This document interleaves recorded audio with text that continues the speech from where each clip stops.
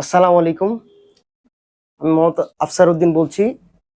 আজকে হচ্ছে review video. আসলে আমি রিভিউ ভিডিও দিতে চাই না, তারপরে আপনারা কাস্টমাররা অনেক চান যে কারো আহ, অন্যান্য কাস্টমার কি ধরনের সার্ভিস পাচ্ছে, কি ধরনের মাইলেজ পাচ্ছে, এটা দেখানোর জন্য। ঠিক আছে, আসলে আমি রিভিউ ভিডিও দিতে চাই না। আবার রিভিউ ভিডিও নিতে গেলে একটা সমস্যা হলো, ক্যামেরা যখন ধরি কাস্টমার কিন্তু ঠিক মতো কথা বলতে পারে না, কথা বুঝছেন, এই হলো সমস্যা। আমি বাটন মোবাইল, টাচ মোবাইল দিয়েই করার চেষ্টা করি, দেখা গেল তাহলে ওনাদের না জানে আর কি ভিডিওটা করার চেষ্টা করি, তাহলে সেক্ষেত্রে আপনার ওনার অভিব্যক্তিটা সুন্দরভাবে বলতে পারে। কিন্তু ক্যামেরা ধরলে ঠিক মতো বলতে পারে না, এই কারণে রিভিউ ভিডিও গুলো করতে চাই না আমি। এই ভাইটার গাড়ি কনভার্সন করছি, আপনার ওই যে গাড়ি খয়রি কালার গাড়িটা আগে হয়তো একবার ভিডিও দিছি মোবাইলে। ঠিক আছে, ওই সময় উনি বলছিল 13, এখন বলতেছে 15 কিলো মাইলেজ পায় পার লিটারে, 15। ঠিক আছে ভাইয়া। আসসালামু আলাইকুম। আমি মোহাম্মদ ইদ্রিস। আমি হচ্ছে আফসার ভাইয়ের এইখানে আমার বাসা ছিল। আমি তাকে চিনতাম না, হঠাৎ করে এসে ভাইয়ের এখানে সাইনবোর্ড দেখে আমি আসছিলাম। অন্য জায়গায় এলপিজি করার চেষ্টা করছিলাম, তাদের থেকে ভাই আমার থেকে টাকাটা অনেকটা কম নিছে এবং কথায় কাজে অনেকটাই মিল। যেমনটা ভাই বলছিল তার থেকে আমি অনেক ভালো পাচ্ছি, আলহামদুলিল্লাহ। এটা আমি মনের থেকে ভাইয়ের জন্য দোয়া করি। আর খাবো আসার পরে ভাইয়ের সাথে কথা বলছিলাম, সেই ক্ষেত্রে ভাইকেও বলছিলাম যে ভাই যেভাবে আপনি বলছিলেন তার থেকেও আমি বেশি পাচ্ছি। আমি লং এ 15+ পাচ্ছি, আলহামদুলিল্লাহ। আর হচ্ছে সব মিলিয়ে আমি যখন থেকে কাজ করলাম, কাজ করার পরে যতবার ভাইয়ের কাছে এখন পর্যন্ত আসছি, আসার পরে আমাকে সুন্দরভাবে সে সময় দিয়ে তার হাতে কাজ থাকলেও যথাযথ চেষ্টা করে যে কোনো একটু ত্রুটি থাকলে। আমার অবশ্য মেজর কোনো সমস্যা এখন পর্যন্ত হয়নি। আজকে আসছিলাম, আমার ওই যে চেক বাতি উঠছে যেটা দেখার জন্য, এটা চেক করার পরে দেখা গেছে আমার অন্যান্য সেন্সরের সমস্যার কারণে এটা হয়েছে। এটার জন্য ভাই পরামর্শ দিয়েছে আমাকে।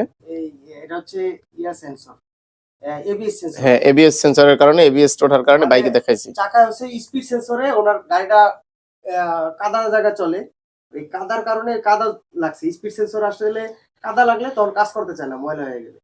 চাকা অনেক কাদা। ভাই হলো কোন দিকে চালান গাড়িটা? আমি চালাই হচ্ছে আশুলিয়া, প্রতিদিন কাদার ভিতরে যাওয়া আসা করা লাগে, যার কারণে সমস্যা। তো ভাই আমাকে বুঝিয়ে বলছে এবং আমিও জিনিসটা দেখতেছি এবং চেক করে। আমার একটা গ্লাসের মোটরের সমস্যা ছিল, যেটা ভাই জানতো না। চেক করার পরে ভাই দেখে শুনে বলছে যে আপনার এই মোটরের সমস্যা আছে, সেটা আমিও জানি। আরো যে সমস্যা আমার আছে, এটা আসলে গাড়িটা ক্লিন করলে সবকিছু ঠিক হয়ে যাবে ইনশাল্লাহ। আর মাইলেজের ব্যাপারে, এলপিজি করার পরে আমি কিন্তু তেলে আমার গাড়ি চলে না।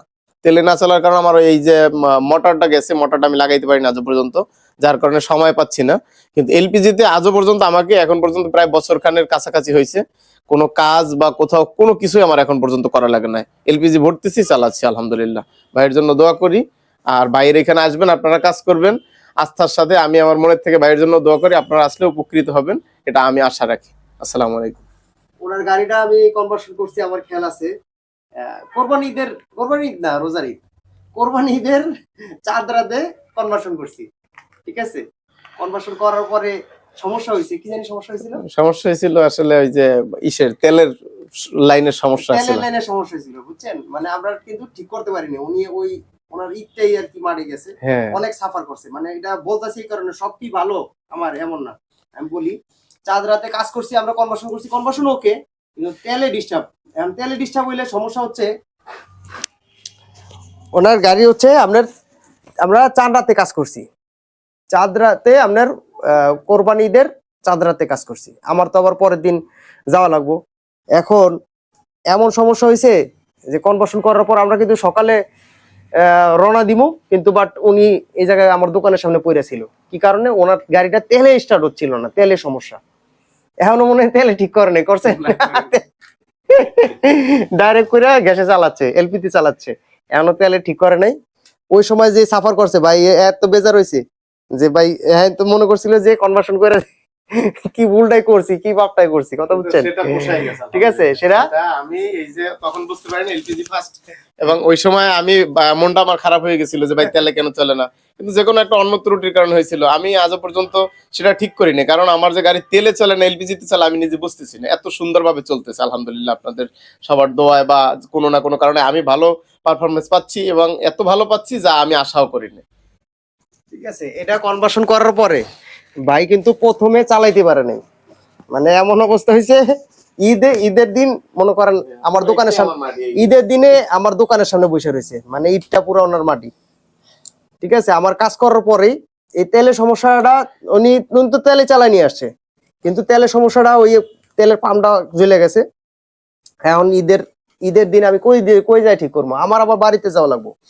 এই কারণে এই সময়টা উনি ওনার ঈদটাই লস গেছে। আল্লাহর রহমতে আল্লাহ ওটা পোষাই গেছে। উনি এই যে ধৈর্য ধরছে, ধৈর্যের ফল মিষ্টি। দেখেন উনি এই জিনিসটা এখন রিকভার করে নিছে, আলহামদুলিল্লাহ চালায়া এই যে ভালো সার্ভিস পাচ্ছে ইনশাল্লাহ।